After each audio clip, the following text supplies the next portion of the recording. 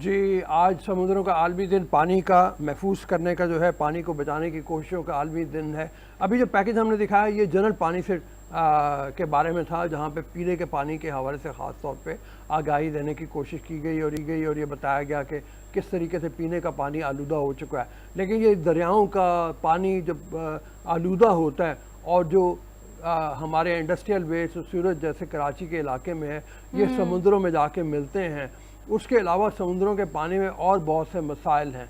समुद्र की जो हयात है उसको अगर नुकसान पहुंचता है तो दुनिया की बड़ी आबादी, एक तरफ तो फिश जैसे होती हैं उनको नुकसान पहुंचता है। कोरल रीफ के बारे में हमने पहले जैसे बात कर चुके हैं कि वो उनको भी नुकसान पहुंचा हुआ है। बहुत ज़्यादा कोशिश की ज़रूरत है समुद्र को बचाया जाए, समुद्र में जो पोल्यूशन है उसको बचाया जाए। इस हवाले से एक और चीज़ आती है, वो ये है कि हमारे यहाँ तिमर के जंगलात जो जितने हैं उनको भी खासा नुकसान पहुंचा हुआ है। तिमर ऐसे हैं जिनकी जड़ों में मछलियां अंडे देती हैं और वो उनकी अफजाइश का काम होता है। वो भी हमारे यहाँ पाकिस्तान में काफ़ी ज़्यादा उनको नुकसान पहुंचा हुआ है। और सर बार बार आप बात करते हैं मौसमी तगय्युरात की। ओजोन लेयर का कनेक्शन हमारे समंदरों से बहुत गहरा है कि अगर समंदर ज़्यादा बहाली के लिए और उसके सफाई के लिए और इसके ओवरऑल जो भी चीज़ों को महफूज और तहफ़्फ़ुज़ के लिए अगर काम किया जाए तो इससे हमारी ओजोन लेयर जो है वो कितनी बच सकती है। और सर आप देखिए किसी भी माशी सूरत हाल की अगर हम बार बार बात करते हैं पूरे शो में जहां हमें मौका मिलता है, तो भी हमारे पाकिस्तानी माहिगीर कहते हैं कि 100 अरब बगैर किसी कवायद ज़वाबित के इस वक्त GDP में हिस्सा डाल सकते हैं या डालते हैं। तो अगर इस SOPs रखे जाएँ और इसे ऑर्गेनाइज़ किया जाए तो हमारी माशी सूरत हाल को हम कितना बेहतर कर सकते हैं। सर ये भी हमारे लिए बड़ी प्रोडक्टिव सी बात है। जी बिल्कुल ठीक है। सना बख्शा मूसा हमारे साथ मौजूद हैं, डायरेक्टर हैं हिसार फाउंडेशन की। उनसे चल के बात करते हैं। मेजर ख़तरात हैं समुंदर को इस वक्त हमारे देखा जाए तो पाकिस्तान में भी और आलमी सतह के ऊपर भी, और पाकिस्तान क्या कर रहा है इस हवाले से, इसको बचाव के लिए और क्या करने की ज़रूरत है। सना अस्सलाम वालेकुम। वालेकुम अस्सलाम। पहले तो मैं आपकी शुक्रगुजार हूँ कि आपने हमें बुलाया, हिसार फाउंडेशन को बुलाया अपने प्रोग्राम में। ये जो बहुत अहम दिन है, आलमी दिन है समंदरों का, इसके लिए आगाही बढ़ाने के लिए बहुत शुक्रिया। जी, तो मैं आपकी बातों से इत्तेफाक करती हूँ। आपने बिल्कुल सही कहा कि बहुत ज़्यादा पोल्यूशन और कचरा हो गया है अब समंदरों में, और ये सिर्फ कराची या पाकिस्तान का मसला नहीं है, ये दुनिया भर में है। बल्कि एक पैसिफिक ओशन जो सबसे बड़ा ओशन है हमारे दुनिया का, उसमें तो एक पूरी तय है, पूरी एक लेयर है सिर्फ प्लास्टिक की। अगर आप अंदर जाएंगे मतलब बहुत से बहुत से इंटरनेशनल एक्टिविस्ट हैं, वो डीप सी डाइविंग जिन्होंने की है, उन्होंने बाकायदा इसकी रिकॉर्डिंग की है कि एक किलोमीटर तक की एक किलोमीटर तक लंबाई में सिर्फ कचरा ही कचरा है ओशंस में। मैं आपको बताती चलूं कि जो समंदर है वो जो हमारी माहौलियाती जो सूरत हाल है उसको बहुत ज्यादा अफेक्ट करती है, बहुत ज्यादा इम्पैक्ट करती है। ओशंस की वजह से ही जो है हमारे जो मौसम के जो सिस्टम्स होते हैं, क्लाइमेट सिस्टम्स जिसको कहते हैं, वो जो है हमारी दरियाओं की वजह से, समंदरों की वजह से उसका पूरा निज़ाम चलता है। क्योंकि इक्वेटर जो है सबसे गर्म, दुनिया में सबसे गर्म जो इलाका, जो एक इमेजिनरी लाइन है इक्वेटर, वहां से गर्म पानी चलता है समंदरों में और फिर वो ठंडे पानी की तरफ जाता है जो नॉर्थ और साउथ पोल्स में होता है। तो उससे पूरा एक साइकिल चलता है, और यही साइकिल जो है लोगों को नहीं पता, बट यही साइकिल पूरे दुनिया के मौसम को चलाता है। सारे जो क्लाइमेट सिस्टम्स होते हैं, ये इसको कहते हैं ओशन कन्वेयर बेल्ट। तो जब हम समंदरों की बात करते हैं ना, ये सिर्फ नहीं है कि खूबसूरती की वजह से हमारे लिए अहम है, इसका बहुत एक अर्थ सिस्टम के लिए इसका बहुत अहम एक किरदार वो अदा करता है।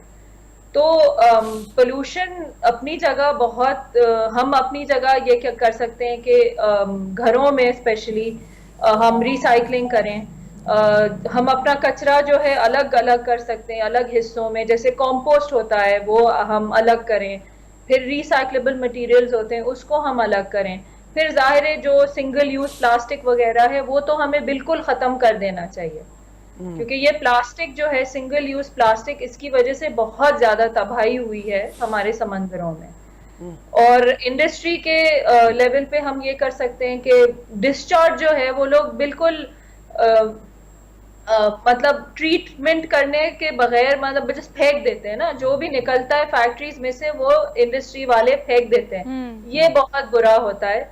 इसको हमें एक लॉ के तहत, लीगल फ्रेमवर्क के तहत हमें उनको बाइंड करना चाहिए, इंडस्ट्रीज को स्पेशली, कि पोल्यूशन या जो डिस्चार्ज होता है फैक्ट्रीज से वो उसको रोका जाए। वो पहले वहां पे कुछ सफाई हो, ट्रीटमेंट हो, और फिर साफ जो मतलब साफ पानी उनको डिस्चार्ज करना चाहिए जो हमारे रिवर्स में जाते हैं। और रिवर्स से पूरा सिस्टम, जाहिर है हमारा जो पाकिस्तान की जब बात की जाए तो वो अरेबियन सी में सारे इंडस रिवर का पूरा जो पानी है वो माउंटेन से लेके सी में पूरा जाता है। तो ये पूरा मतलब पानी जो है पूरे पाकिस्तान में वही गंदा पानी फैल रहा है। फिर आपके पैकेज में आपने बहुत अच्छी बातें की है कि जो सूरज लाइन और पानी के लाइन मिक्स हो गए हैं। जाहिर है इसमें यही होगा कि हमें रिपेयरिंग की तरफ जाना चाहिए, हमें अपना इंफ्रास्ट्रक्चर बिल्ड करना चाहिए, हमें उसको इम्प्रूव करना चाहिए।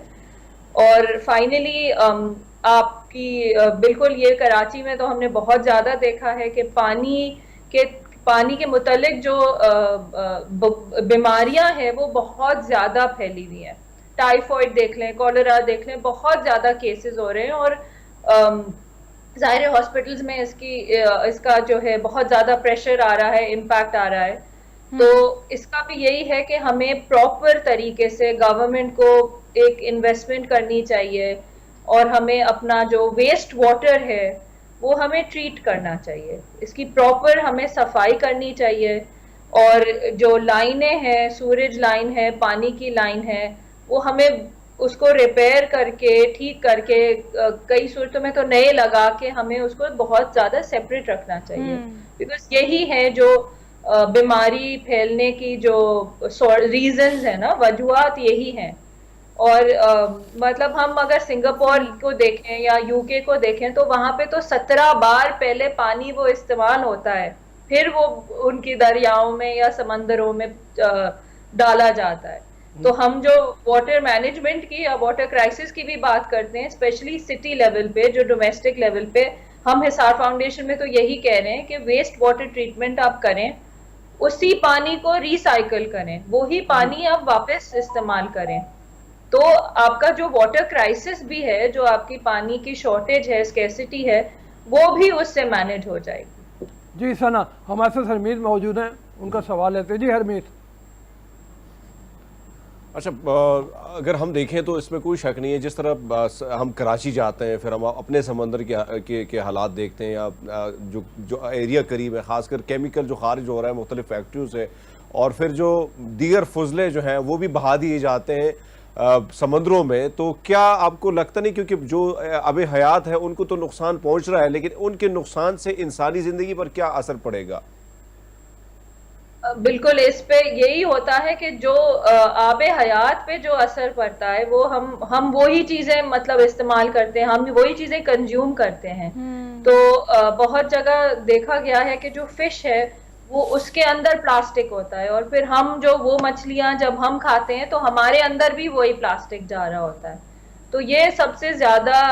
और फिर दूसरा ये कि जैसे मैंने बात की कि फैक्ट्री से जो निकलता है गंदा पानी, उसमें फर्टिलाइजर्स भी शामिल होते हैं, केमिकल वेस्ट भी शामिल होती है, हर तरह की उनकी वो जो केमिकल्स इस्तेमाल करते हैं वो सब शामिल होता है। तो फिर वही चीज जो है आबे हयात में जाती है और फिर उनसे हमें जाती है। तो ये उससे हमारी क्या कहते हैं, हेल्थ पे भी असर पड़ता है, बुरा असर पड़ता है।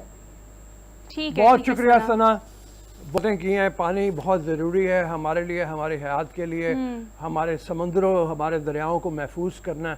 और उसके बगैर अगर हम सोचें कि हमारी हयात तरोताज़ा रहेगी, हमारी ज़िंदगी चलती रहेगी, तो ये नामुमकिन है। अभी चलते हैं एक छोटे से ब्रेक की तरफ। ब्रेक के बाद वापस आएंगे और बात करेंगे कुछ वेस्ट इंडीज़ और पाकिस्तान की क्रिकेट सीरीज़ का।